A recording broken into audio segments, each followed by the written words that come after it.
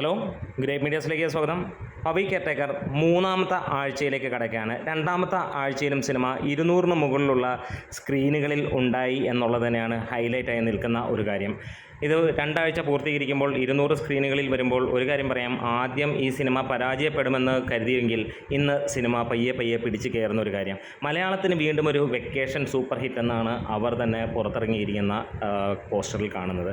എന്തായാലും സിനിമ 8 കോടി ബഡ്ജറ്റിൽ വരുന്ന സിനിമ ഇതിനോടകം തന്നെ ബിസിനസ് അടക്കം ലാഭകരം എന്നുള്ളത് ഉറപ്പിച്ചിരിക്കുന്ന കാര്യമാണ്. ഇനിയും സിനിമയുടെ കളക്ഷനും കാര്യങ്ങളുമൊക്കെ വരുമ്പോൾ സ്റ്റഡി കളക്ഷനായിട്ട് തന്നെയാണ് സിനിമ ഓരോ ദിവസവും മുന്നോട്ട് പോകുന്നത്. അതായത് ഓരോ ദിവസവും 20 ലക്ഷം രൂപയോളമാണ് സിനിമയുടെ കേരള കളക്ഷൻ മാത്രമായിട്ട് വന്നുകൊണ്ടിരിക്കുന്നത്. അതായത് തിങ്കൾ, ചൊവ്വ, ബുധൻ, വ്യാഴം ദിനങ്ങളിൽ അത് തന്നെ ഉണ്ടാകും എന്നുള്ളത് തന്നെയാണ് പ്രതീക്ഷിക്കുന്നത്. ഇന്ന് വ്യാഴാഴ്ചയാണ്.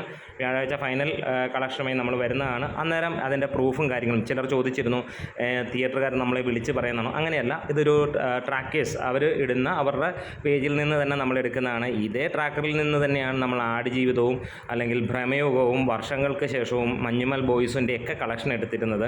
അപ്പോൾ അത് നമുക്ക് ട്രസ്റ്റഡ് ആയിട്ടുള്ളതായതുകൊണ്ട് തന്നെ നമ്മൾ അവരെ സ്റ്റിക്ക് ഓൺ ചെയ്യുന്നു. എല്ലാ സിനിമകൾക്കും നമ്മൾ ഇവരിലൂടെ തന്നെയാണ് നമ്മൾ പോകുന്നത്.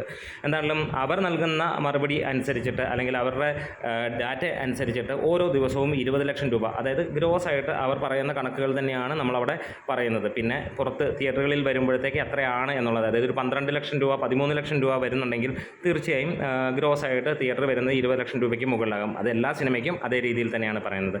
എന്തായാലും മൂന്നാമത്തെ ആഴ്ചയിലേക്ക് കടക്കുമ്പോൾ ഒരു കാര്യം വ്യക്തമാവുകയാണ്, ഒപ്പം ഇറങ്ങിയ സിനിമകളെക്കാൾ മികച്ചത് എന്നുള്ളൊരു പേര് ഇന്ന് ഈ ഒരു സിനിമയ്ക്ക് കിട്ടിയിരിക്കുന്നു. പ്രത്യേകിച്ച് ഫാമിലിയും കുട്ടികളും ഏറ്റെടുത്തത് കൊണ്ട് തന്നെ അവർക്കൊക്കെ ചിരിക്കാനുള്ള ഒരു വക.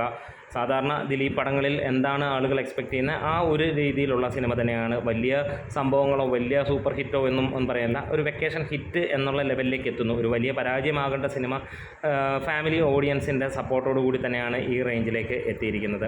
എന്തായാലും കാത്തിരിക്കാം. മൂന്നാമത്തെ ആഴ്ച തുടർന്നും ഈ സിനിമ അടുത്ത ആഴ്ചയിലേക്ക് വരുമ്പോഴും 100-ന് മുകളിലുള്ള തിയേറ്ററുകളിൽ ഉണ്ടാകുമെന്ന് ഉറപ്പിക്കാം. നമ്മുടെ വീഡിയോസ് ഇഷ്ടമായെങ്കിലും ഒന്ന് സപ്പോർട്ട് ചെയ്ത് തരണം. Great medias.